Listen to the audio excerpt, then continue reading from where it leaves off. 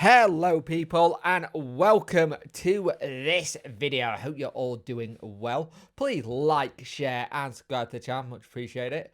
Liking helps the algorithm, sharing gets in front of people's faces, and subscribing lets me know you like the channel. Hit that notification bell to let you know when videos go live. We did a couple of live streams this week. Debrief on Monday, game Tuesday, debrief Wednesday. Been a really good week. We've got a round up tomorrow as well, so join me for that. But two stories in one for you on this one. It's going to be talking about two things. One, Pierce Charles. Does Danny see him being part of the team next season? Because I'm starting to think he should be. That's my thing is I generally think he should be part of the team next year. So we're not having to go about sorting that, because if we can kind of have him already there. But this is what Danny got to say about him being the #1 goalkeeper next season.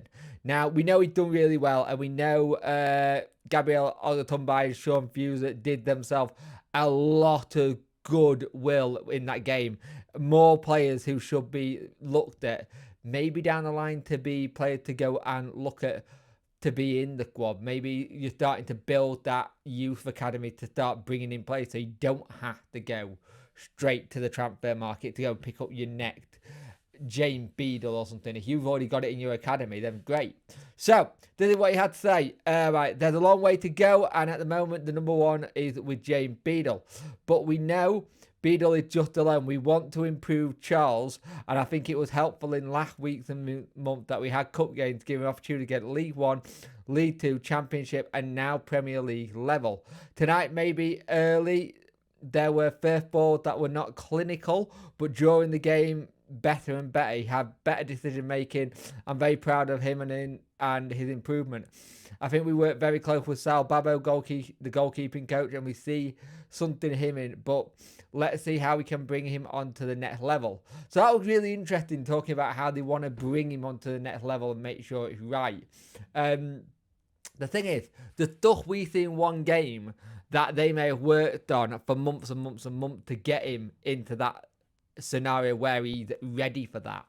Now, it will be interesting today to see what Danny's press conference is like. We got a press conference later today, so that'll be interesting to see what he says in that as well, because I'm intrigued to see what he's going to say about the femoral injury and stuff like that. But here's the other thing. So against Brentford, we know we lost Akin as our left-sided defender, right? Well, here's one that we didn't think about, is that Matt Lowe slotted in, and so was into that with Marvin Johnson being a wing back. Now, that's a person I didn't think about in like slotting in the back, and he did really well. He kept Mumbu, or how he say his name, who'd been linked with a big price tag move to Newcastle Arsenal, and he did really well, and he played really well. I think it's one of those things, maybe you found someone who's already there for the Akin replacement. We spoke about it yesterday, talking about how Akin is someone who we need to replace if he's going to be out for months. And it's annoying that these injuries happen, because you've got a Whitway now injured, you've got Akin now injured, you've got Kabachi now injured.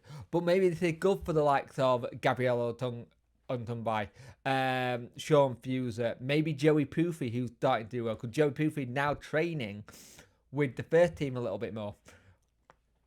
Maybe there's someone there that can actually try and help us get into another youth team player into the first team. It'll be interesting to see what we do.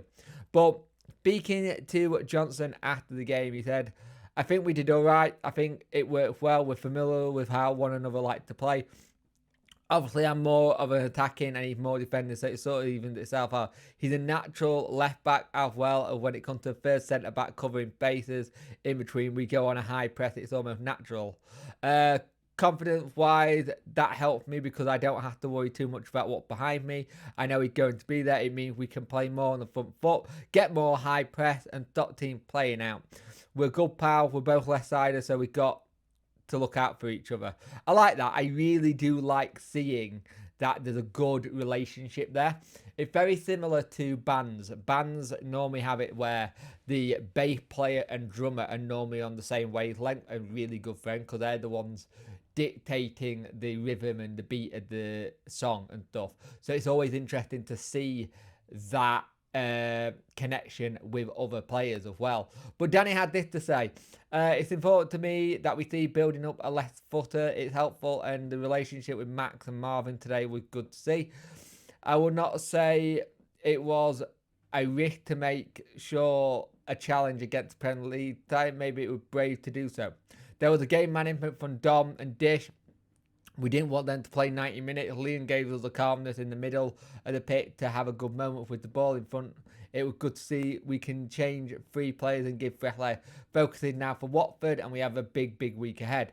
And not half, we've got a big week ahead. It's going to be interesting. I am looking forward to seeing how Danny handles the press conference for Sheffield United and how much he makes it realise how much of a big game it is.